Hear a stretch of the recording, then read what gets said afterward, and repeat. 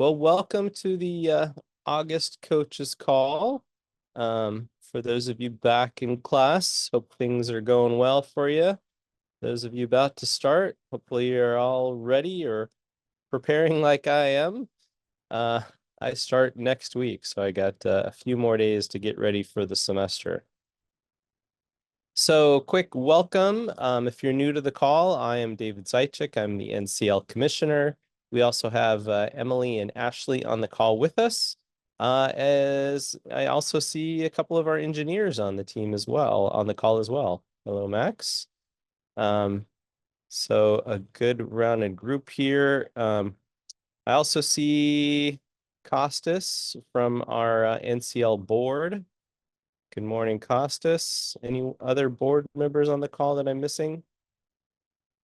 Don't see anybody else. So yeah, lots of us on the call today. So we're here for you. So if you have questions, you got a whole team here to help answer the questions about NCL.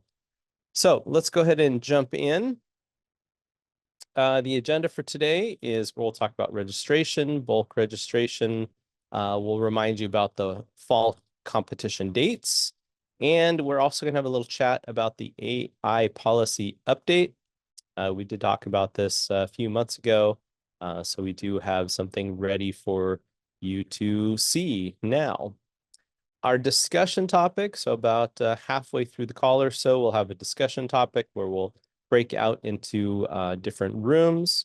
And this discussion topic will be, how do coaches use the gym? So we'll talk about, do we incorporate it in the class? Do we have students walk through it in their clubs, etc.? So just want to get some feedback and ideas of how you use the gym to prepare students for the competition. So that will be our discussion topic for the day. All right. Well, I will hand it over to Emily. Are you taking this one for registration?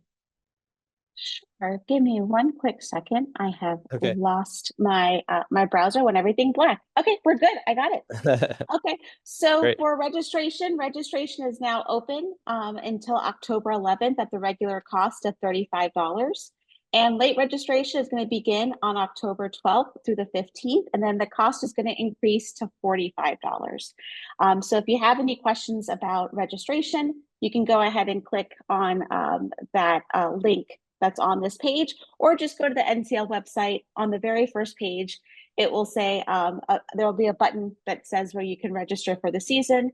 It will also have some of the dates that we're going to share in just a moment. Yeah, so we're really excited to get the season started. It opened yesterday, so if you haven't gotten your students registered yet, you have plenty of time. Remember that if you have your students registered for the season, that begins their access to the gymnasium. So it will definitely be beneficial if you register earlier than later, but you certainly have until October 15th to do so. And Emily, we had a question pop up from Jeff. His question is that the cost per team or per team member? That's per person, so that's going to be per team member. Great. And yeah, just as a refresher for you, I guess if you're new to this, we do have several different phases to the NCL. So the first phase would be the practice game, and then the individual game, and then the team game. So $35 covers all three of those phases to the competition. Yeah, and it also includes access to the community as well. And so we do a lot of really great career-focused events throughout the season. So definitely worth the cost for sure. But yeah, And that's the all a gym. little bit of, And the gym. and the gym, of course. In the gymnasium, you get access at about a month or so after the competition season as well. So a lot of great benefits for sure. Cool. All right. We also have a bulk purchase system in place. So there is a credit card portal for finance offices. So if you have to utilize your finance office at your college, we do that. We have that available for you at the link below. Also, you could use a QR code. We also have an automated PO system for all credit card purchases. And that will generate an invoice and W9 paperwork as well. So hopefully this is very straightforward process to help you all get registered as soon as possible. And account credit will be given for all purchase orders. So when you purchase the registrations, we'll give you very easy instructions on how to utilize those credits to be able to register your students. So if anyone has any questions about the bulk purchase system, if you want to go ahead and put it in the chat. Ashley, our Director of Operations, is on the line and she's able to answer any questions you may have. And she also put the purchase order form link in the chat as well. So we have a couple of questions. If students register with their school email, can they automatically link to me as a coach? I don't know that answer. Anyone on the team? Yeah, Ashley, go ahead. Yeah, so as a registered coach, you will have a unique URL that you will provide to your students, and they will go ahead and click that URL that you provide to them, and it will link them to you and your team, so that you as a coach can oversee all of their progress throughout the season. Thank you. And the next question is, if we purchased bulk access and didn't use them all in the spring competition, can we use the unused purchases in the fall competition? You definitely can. Ashley, is there a particular process on how to do so? So if you still have credit in your account, you can still use that for the fall season. If you purchase codes, you will not be able to use those codes from the spring season and transfer them over to the fall season. If you would like to see the account balance that you do have or the credit that you have, if you log into your Cyber Skyline account and under settings, you'll find a billing tab and it'll let you know how much account credit you have. Ashley, can I emphasize something that you just said? Of course. I just want to warn or advise, whatever word to use. So we made a mistake at LBCC of we took our money and we just bought all the codes, and we thought that we could use them fall, spring, whatever. So I had to go before NCL and Genuflect and say, please refund this money. So just make sure you only purchase the code you need and keep the rest of the balance. It's better to just be a little short and just go buy a few more if you need them than to buy a bunch and find out you didn't need them, because they make you whine quite a bit before they help you. I'm just kidding. They were very helpful. That is great advice, John. It is a manual process for our team to go in and void out each code and then go in and refund it back to the account. So please be mindful that, yeah, if you do have that credit on your account, you can go in and purchase as many codes as you like. But if you purchase all of the codes up front, please be sure that you are going to use them, because they will not transfer from season to season. All right.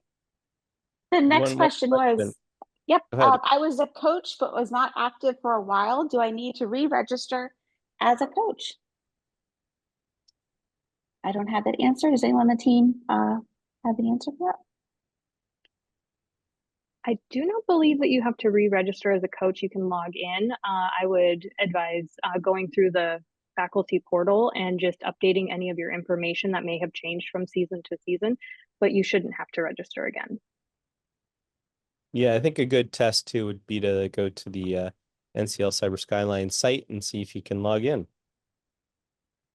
Morning, everyone. I'm Pam Mitchell from the College of Southern Maryland, Northern Virginia College. I've been a coach for a while, and all I have to do is just, as David said, all I have to do is just go to log in, click on the coach, and everything shows up. Okay, cool. Thank you. Mm-hmm. And yeah, Stu says log Can in. Can I modify that a little bit? This is Stu. Can you hear Stu. me? Yeah. Yeah. Hey, so when you go in, you log into Cyber Skyline as normal, you select coach, you have to verify your information, fill that form out, whatever, and then that officially makes you a coach again, and then you can do that to buy codes, because you have to fill out that form before you can buy codes, unless you pre-purchase codes. Thank you for adding that. That makes sense. Even if you do pre-purchase code, you have to fill that out to use your credits. Makes sense. Okay, and I also see my purchasing department will be placing an order for 75 game tokens. Woohoo! Thank you so much. That is exciting. All right, I think we can move on to the next slide. Can I bring up one thing real quick on the game codes? Yeah, of course. I tried to buy 120 yesterday and it wouldn't let me. Oh, It, Ashley, it said you have to enter or you have to enter an integer number in there, even though I selected it from the toggle buttons. Just so if somebody was aware. Thank you for letting us know. I will go ahead and look into that during this call, and I can follow up with you afterwards too. cool. You have his contact info there. I will write it down and I will find him in the platform. Yes, I will. I will check all this out. And one other question came up. Boy, lots of good questions today. I was a player last season and now I'm a coach. Can I use the same account or do I need to create a new one? Ashley, you want to take that one too? Yeah, so you will go ahead and have to register as a faculty coach, but you can still use the same email address. Cool. And I think it has to do with what we've been talking about is filling out that form once you log in. Is that correct? Correct. Cool. All right. Is there a link to the faculty registration or a guide to the exact form? Good question. I think we throw that in there in the chat if there is a link that they can just click right on to get to something. Yeah, I'm gonna pull that up real quick. Great.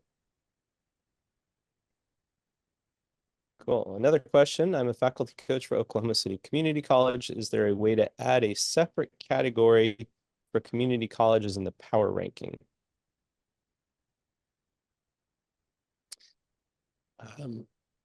I believe we have separation between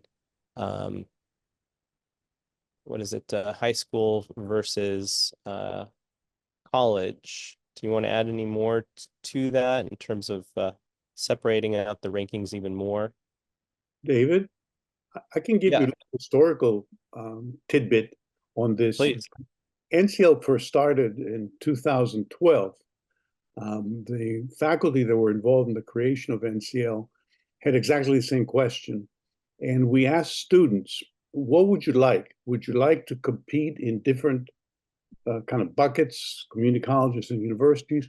And the overwhelming response was that the community college students wanted to compete against everybody. They didn't want to be shown as kind of separate or special or not as good or what have you.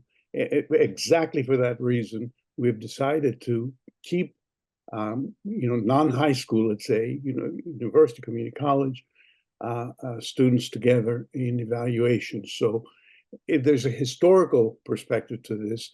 We haven't had a reason to re-examine. Of course, there's always good reasons. So we'd like to hear from the coaches what your perspectives are now in 2024. But in 2012, that was a very, very strong feeling on the part of the players themselves that they wanted to compete head on with everybody. Nice. Sorry.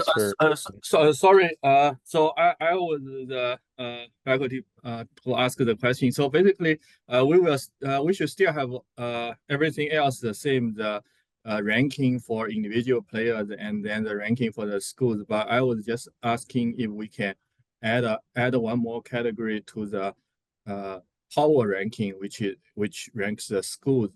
Because right now all the top schools in the power ranking, they are mostly universities. If you look at the top 20, I think the top 19 were all universities in the last season. So we just want to have another way to compare between the schools for community colleges. But everything else, like the individual ranking, they are all the same. They should all be the same. Okay, yeah, that's a good point, right? Because I think we have two different ways to list teams, right? One on the NCL leaderboard itself, and then we also have the power rankings as well. I don't know if Ashley or Emily, if you want to talk about this, but I know we also, besides breaking it out between high school and college, we also do it by region. Is that correct? Yes. Yeah. Okay. So what you're asking is, can we also break it out even further between university and community college? Yeah. So, for example, we've been in top 100 in the last 3 seasons, but it's really difficult to get to like top 100. But so right now, let's say if we are not in top 100, then we don't know our ranking. But if you add a community college category, then maybe even if we are not in top 100, but we are still top 20 among community colleges, which is still good. Yeah, that is very good. Yeah, that's something we can at least talk about as a team to see if to break that out even further. So that's a good point. Thanks for bringing that one up. All right, thank you. Sure. And then Jeff asked if I'm not not faculty, but I'm the coach advisor. Can I register as the faculty coach? I believe we actually have some cases of that already. Ashley, Emily, do you want to take that one too? So first, I just want to kind of make sure, are you a student who is also competing, or are you, as the club Yeah, advisor, Jeff, are I you, think that question's to you, Jeff. you're not competing, but you are a student. Okay, I believe that, yeah, we do have a couple of, and an employee. Okay, yeah, you can definitely use the faculty registration. You would not be able to compete as a student, but you could go ahead and do that. And then all of the students that you were helping within your club, they would just sign up under you and you could see their status and help them throughout the season. Very good. All right, thanks. All right, yeah, lots of great questions. Good. Emily, you want to jump back in for the competition dates? Sure. So the competition dates, registration opened yesterday, August 19th. Late registration is going to be going from October 12th to the 15th. That's when there's a $10 increase to the competition fees. The practice game is going to be October 14th to the 20th. The individual game will be October 25th to the 27th. And the team game is going to be November 8th to the 10th. Just to keep in mind, after the team game, that week right after, we also are going to have Spirit Week, as well as the award ceremony on that Friday. And details about that will be coming in the next few weeks as we get the season started. And then the gym is going to be closing on December 13th. Just an FYI, we also have a really great website that we revamped last season. So I highly recommend that if you have any questions, you want a refresher about competition dates, we have a nice page for FAQs that you check out, just the nationalcyberleague.org website, and it will be a great resource if you're a coach or if you want to give the link to your students. I highly recommend that you use that as a resource. We make sure that the information's up to date, but also that there's a lot of great resources at hand. So use that to your advantage, and especially if you're new as a coach, that will be a really great resource. And Emily, I'll put you on the spot one more time. It sounds like we have several new people. So maybe if you could tell them just briefly what Spirit Week typically involves, I think that would be helpful. Sure. So right after the competition season ends, so right after the team game, we typically have 4 or 5 days of different career prep events. That could be having a walkthrough with the engineers over some of the challenges for the season. We do like resume review, webinars. We really utilize our sponsors and partners and partnering organizations to kind of step in and help with expertise to set students up for success when they are looking to interview for internships or entry-level roles. So we get a lot of great interest in people who are ready to take the next step in their careers. And we make sure that we're doing something fun as a community. These events are live, and then we record them for those who are not able to join us live. All the events are free to the NCL community, as well as those outside of the community. And we are now gathering together what those events will look like and who will be joining us. So yeah, it's definitely a wonderful way to get connected with others, to network, to find out opportunities, to make friends, and to also be able to set yourself up for success when you're looking to enter the cyber workforce. So a couple of weeks before the Spirit Week events, you're going to start seeing things on Discord, LinkedIn, as well as emails that are going to share the schedule as well as ways to register for the webinars and things of that nature. So we are very good about marketing the information. So just keep your eyes out and peeled, and hopefully you'll be able to join us for many of the events that we have for a little bit later on in the season. Yeah, and definitely encourage your students to jump in too, because Emily said this is, a great resource for them to talk to industry experts, have their resume looked over, and really just kind of join the community. Okay, moving on, we have our AI policy update. And I think, Emily, you're going to present this. We also have, as I mentioned, Max on the call from our engineering team. So I think he's here to kind of help answer questions related to this new policy. Yeah, so we had also Tristan is here from the engineering team. So hello. we have Max and Tristan. I will go ahead and just read our new AI policy update. Also, this information can be found on the link and the QR code that you see on the page. So players are allowed to use artificial intelligence tools to assist them. However, players are strongly encouraged to be responsible in their usage of these tools so that AI tools are not replacing their learning of relevant concepts.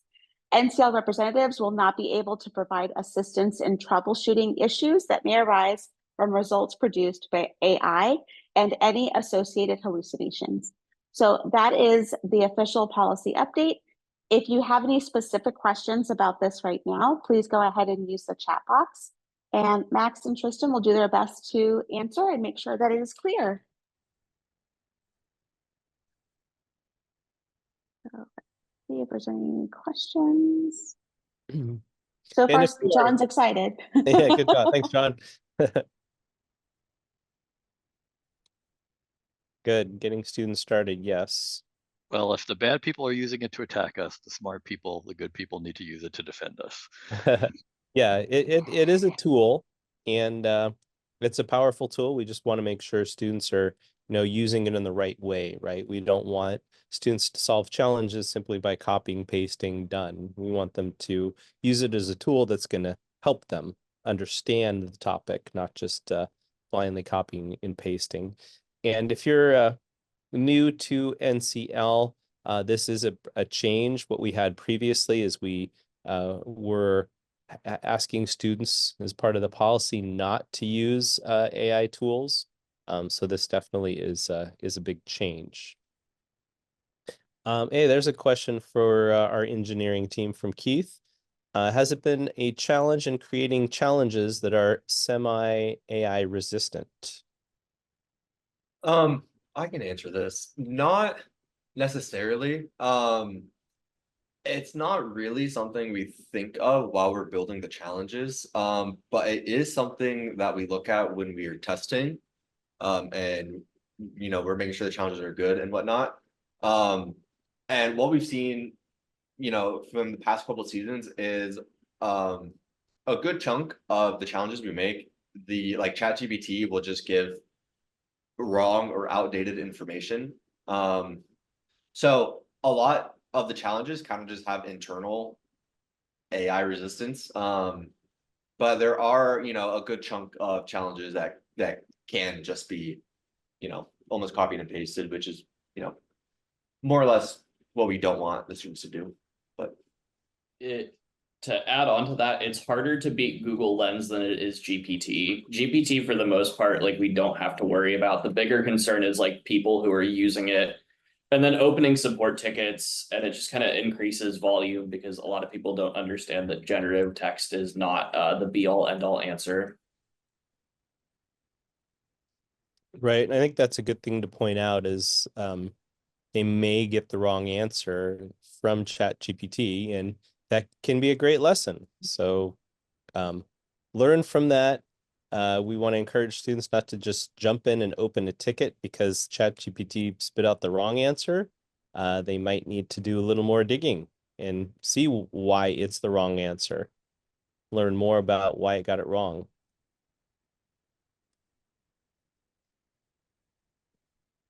And a follow-up to John's question. If you remember the Garbalix web challenge, I think it was called Pirate Pals. That background and image were actually generated with AI. Small Easter egg there. But no, we don't really use AI to make the challenges, but the theming, I've used a couple of times, like, like, oh, I need some messages. And then I'll have ChatGPT, spit out 10 messages and I'll pick some that I like. Yep. David? Yes. Just a comment that this policy update is oriented not only to the players, but very much to the coaches, because we do really believe that NCL is a learning experience that should be guided by a coach, a faculty member, or a student with interest in helping a club and so on. So it's not just to the individual player, but also to the coach, so that he or she can adapt and perhaps change the way that you present different kinds of challenges in the cybersecurity world to your students.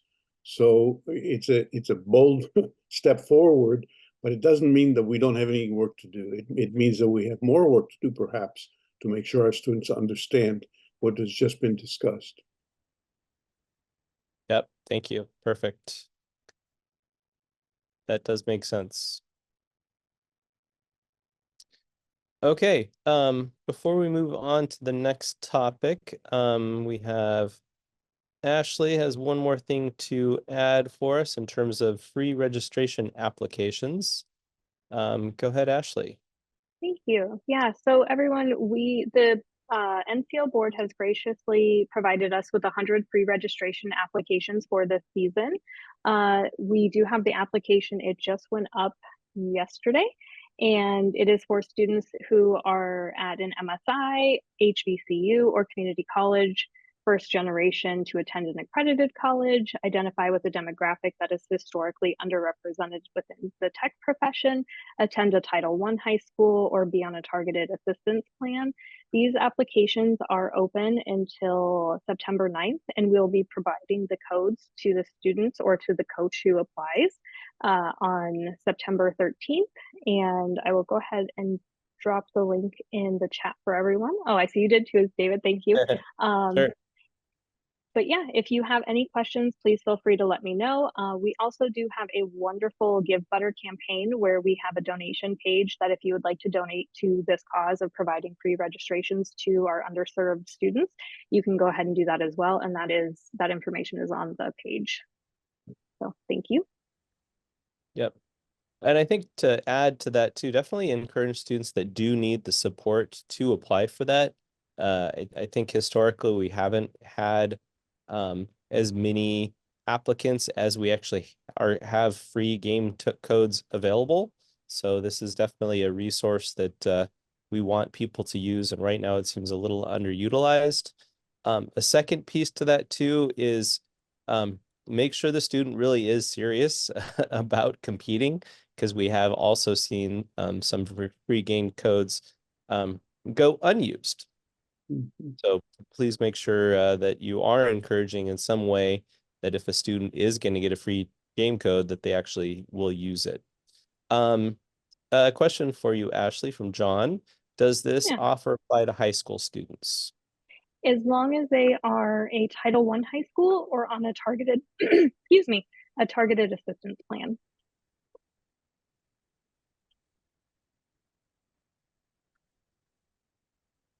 Great. Costas, did you want to add anything? I saw your hand kind of go. Thanks for your observation. I did want to add that for the coaches on the call, this is kind of a reminder that there may be philanthropic organizations in your community that would be willing to step up and sponsor your participation in NCL games for your students, especially if they belong to targeted groups. I think there's an overall commitment, general commitment, both in terms of philanthropy as well as industry, to help those who have been challenged in years past find pathways to cybersecurity jobs. So it's a good opportunity to maybe cut and paste some of the stuff that NCL provides and go knocking on doors locally to see if you can get your teams sponsored to play NCL. Just a thought there. Yep. Thanks, Costas. And also, I remember earlier in chat, someone was mentioning that they do pay, I think at the university level, they pay for the game codes out of the student learning fee. And that is something definitely to explore. That's actually something that I do. So, students pay part of their tuition goes to a student learning fee, and I am able to take some of that money out of that bucket to pay for NCL. So students don't have to pay again, since they're already kind of paying that as part of their tuition for some of this added benefit and material. So that might be something to explore. Another question is it okay for students to apply on their own for this? Yes, Ashley. students can apply on their own for this. We do like for the coaches to do it because we have a minimum of 3 so that we can get teams together and we can try and incorporate more students from the school to be able to participate in the NCL together. Okay, cool. And if any other questions come up, please do use chat for those questions as you're thinking about them. But now it is time for us to move to some discussion time. All right, welcome back. We had some great discussion in our room.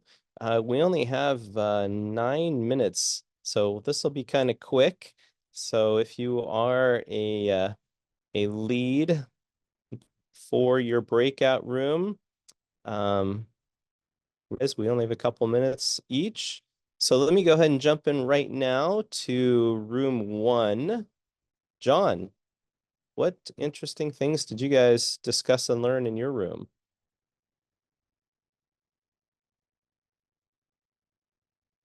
Is John there? Apparently you have to turn off the mute. Okay, hi, can you hear me now? Yeah. Yes. So our recurring theme was to assignmentize the NCL in general and the gym specifically, if it's part of a course. So I know I do that, a few other teachers do that. For those who are in the clubs, pairing up students together, right? So that new student is new to NCL is not just struggling and getting frustrated, because we know we discussed that students just don't like to ask for help. People in general don't like to ask for help. So making it more collaborative in the gym, right? Kind of just like a workout, right? You got a spotter on the bench. You need a spotter in NCL. And again, maybe having students lead a solution. Someone talked about, like, a teacher will say, I don't know how to solve that, which I say all the time. Let's work on that together. And then have the student, like at a club or even in a class, hey, let's walk through that. And then again, requiring participation in a course. And then using it as a recruitment tool, right? Cybersecurity Club uses that to get freshmen and sophomore interested in cybersecurity. And I don't know. Oh yeah, so I ran out of time there, but I said, so someone mentioned that they noticed that if it's not required, like in a course, the students are less inclined to go into the gym, right? They just want to wait for the competition to start banging it out there. So I suggested maybe making prizes, right? That the top students do that. Again, we talked about being in the curriculum. And then Josh was pretty cool that so students who finish in the top 100 of the leaderboard get a pass on the final, which I think I would steal that from Josh. So that a great group of people, and that's our say. Yeah, great. I love that one. That is some serious motivation right there to get the top 100 and wave the final. Wow, amazing. I like it. Thanks, John. All right, moving on to room 2. Abhi? Hey, good to see you all again. So we kind of said most of the teams utilize the gym in the classes. They are emphasized, so we emphasize the ability to learn points, really gamify the lesson, the learning. It really helps the students figure that, we all know that gamifying things really promotes learning and participation rates. But then for the game itself, require the individual game as part of the course or as part of whatever whatever club you're doing. The team game could be optional, but the individual game should be required. One good thing that was said is using the NCL with the highest level courses. Obviously, your most advanced students are going to know the most, and they're going to have the easiest time understanding compared to the newer students. but doing it for the first time in that senior level course might be a little difficult. So introduce it in the earlier courses to get their feet wet. And then when they're competing, quote unquote, for real, they have a better understanding of how a cybersecurity CTF works. And then one thing that, so because I was a player just shortly ago, and now I'm a coach, I have a really kind of a, firsthand experience of how the game works and what helped the students figure things out. And one thing that worked for me really well last year with helping the students understand was to go through the gym scenarios with them and have them do them on their own, with them, whatever, it doesn't really matter, but don't look at the guide. The guide is there to help you when you hit the roadblock. So you try as well as you can. If you fail, that's okay. Then you can read the guide, read the first couple sentences, don't read the whole thing. Try again and keep doing that until you think you can understand it on your own. And if you're really struggling, the guide is still there to guide you and have a step-by-step solution. And so you can learn how that process works. And one thing they don't tell you, and probably David wants to keep it a secret, is that the guide has a lot of information that can be applied to other challenges. So if you learn how to use the guide and you understand how those command lines work, you can take that and apply it to harder challenges and figure them out much more efficiently. Absolutely. No, I'm glad that you brought that up, because I think that is important for students to know. So thanks. And that brings me right to me, since I was the room leader here, and I'll start with what was just brought up about using the gym. So one thing that was brought up is use the gym. Oop, or was it? I'll have to find it. Anyways, we were talking about using the gym during the game. So it is totally fine for students to, as they're going through the practice game, individual game, team game, jump back into the gym if you're stuck on something, because as we just was mentioned, there's a walkthrough. So that walkthrough may help them solve the challenge. So encourage them to bounce back into the gym even during the competition. We definitely had some recurring themes here. We had the idea of opening up the class with a walkthrough, and the idea was using OSINT with, if everyone's seen the recurring lamb picture in the OSINT challenge, and we could use it even as a rhyme. Mary had a little lamb. Can we find Mary's lamb? I like that. And then a way to get other students participating in describing their walkthrough of the gym is sorry, who was it? It was, yeah, Angela asks students what was their favorite challenge. And once a student says what their favorite challenge is, then she asks the student to do the walkthrough for the rest of the class. So instead of just having students read through the gym walkthrough, the student is talking about how they solve the challenge. And it might be a little different than the walkthrough, which is totally fine. And as she mentioned, that helps understand the whys of how the challenge was solved, not just kind of that rote step, step, step, step, step. This is how you would actually solve this challenge, kind of more in the real world. Couple other things. They go through challenges over Zoom. Oh, this was interesting too. So one of us on the call was talking about how their semester doesn't really align super well with the NCL. The team game ends and they still have a whole nother more than a month after the team game. So what they do is they just jump back into the gym again. So I thought that was a great idea. If you end early, I'm sure students probably didn't solve, or maybe not all the students didn't solve all the challenges from all the categories. So that means they might not even had time to go back to a category to solve challenges. So why not go through the gym and learn about those challenges? So that was great. One other one I wanted to point out, I think this was from Doc. The practice game, I know we're talking about the gym here, but what he does for the practice game is he actually pairs students up, and he pairs students that have done the NCL before with students who haven't done the NCL, and they work together to solve challenges. And I think that's great.